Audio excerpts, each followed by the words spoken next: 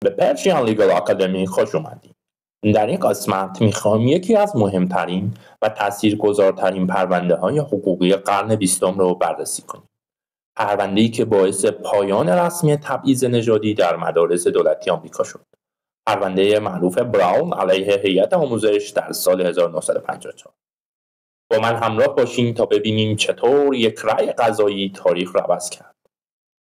برای درک اهمیت این پرونده باید برگردیم به سال 1896. در اون سال دیوان عالی آمریکا در پرونده‌ای حکم داد که تبعیض نژادی قانونی است، به شرطی که خدماتی که به سیاه‌پوستان و سفیدپوستان ارائه میشه برابر باشه. این دکترین به نام جدا ولی برابر Separate but Equal شناخته شد. در عمل این تفکیک اصلا برابر نبود. مدارس سیاه‌پوستان اغلب کیفیت پایین‌تری داشتند، امکانات کمتر، معلمان کم تجربه‌تر و محیط‌های نامناسب‌تر.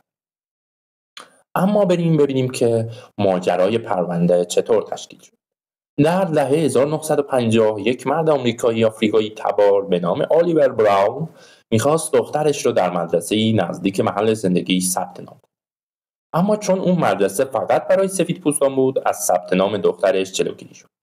براون به همراه چند خانواده دیگه با حمایت سازمان حقوق مدنی از هیئت آموزش شهر خودش شکایت کرد. این پرونده با چند پرونده مشابه ادغام شد و مستقیما به دیوان عالی آمریکا رسید.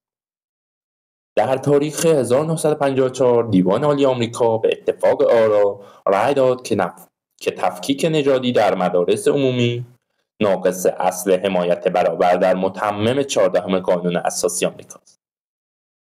این رأی دکترین جدا ولی برابر را باطل کرد و پایه‌گذار اصلاحات عمیق در نظام آموزشی آمریکا شد. پرونده براون فقط یک تصمیم قضایی نبود، آغازگر جنبش حقوق مدنی در آمریکا شد. اگرچه اجرای این رأی در برخی ایالت‌های جنوبی با مقاومت شدید مواجه شد، اما در نهایت مدارس یکی پس از دیگری مجبور به اجرای این حکم شد. پرونده براون نشون داد که حقوق فقط متن قانون نیست، بلکه میتونه ابزاری باشه برای تحقق عدالت و اصلاح جامعه. شما چی فکر میکنید؟